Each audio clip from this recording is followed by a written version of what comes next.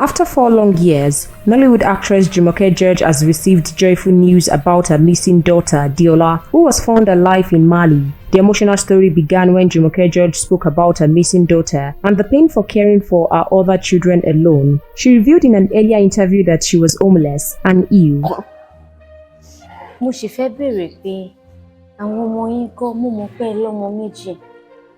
Mo mọ ìfẹ́ dáadáa, but ìfẹ́ lẹ́gbọ̀n àbí ọmọ méjì lẹ́ni. How about your children? Come on, dear. The first one, Diola, mi ò rí. Mi rí the past 4 years ni mo ti wá. Ìwọ̀nba àwọn iṣẹ́ tí n bá ṣe náà owó tí mo bá gbà. Orí wàhálà pé kiri náà ni mo ń lọlé. Mi ò rí. Rí báwo mi kò yé mi bó ló lọ. Ìbàdàn ló wà. Ọ̀dọ̀ mọ́tà mi ló wà tó ti ń ṣiṣẹ́. So mọ́tà mi kàn pè mí jọ́ kan náà ni wípé àwọn orí Diola wípé ó lóun sọ pé ó ń bọ̀ wá sékòó. Mo ní mi ò rí wípé mo wà ní church mo wà ní. So ìgbà tó ṣáà máa ń yá, ó wá fi wọ́n strange number pé ìmọ̀bí tó ti ń sọ̀rọ̀ wọ́n á ní kí n dáríjì wọn. Mo ní gbọ́ ló wá, ó ní kí n ṣàdáríjì wọn pé ọmọbí tí ìrìn àjò mú lè yọrí sí. Ọ̀nà àwọn ọ̀rẹ́ wọn kan ló wá bá wípé káwọn travel lọ sí ìlú kan.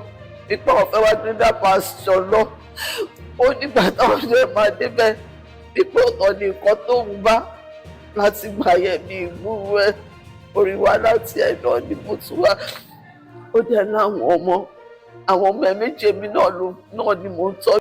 Popular actress Biola Adebayo recently shared an update on social media announcing that Diola had been located in Mali. According to the post, members of the Celestial Church of Christ and some caring fans helped investigate Diola's whereabouts. Reports said Diola left Nigeria 4 years ago to search for a better life. Though life in Mali didn't turn out she expected, she is reportedly safe and worked. Aunty Diola, mi ò gbọ́ yín dáadáa ẹjọ́ pẹ́ ni mo wà network yẹn ò dẹ̀ clear. Mo ń bi yín léèrè mo ní pé reach mọ́ mi láti ọjọ́ ìkó dẹ̀ dá. Ẹ wá ní pé mi ò gbọ́ nǹkan tẹ́ sọ. Bàbá mi ní sim, mo ti sim lọ́wọ́ mi, ṣé understand? Sim tí ẹ pé mo tún lè fi reach wọn, ó ti sọnù because wọ́n kan ṣẹlẹ̀ níbi tí mo wà, àwọn àmì àtàwọn Boko Haram. Area bí tí mo dẹ̀ ń gbé ní pé Ọlọ́run ló yọ mí, pé kó pa gbogbo èèyàn níbẹ̀. Ó yé mi bọ̀ ọdún mẹ́rin ti pẹ́ jù láti. The only prayer tí mo pray ní pé kí n sọ fúnra mi kí n má wá sílé lókun. The only prayer tí mo gbà I'm stranded here already ṣe bí mo ti máa stranded mi wọ́n bí mo ṣe fẹ́ wálé.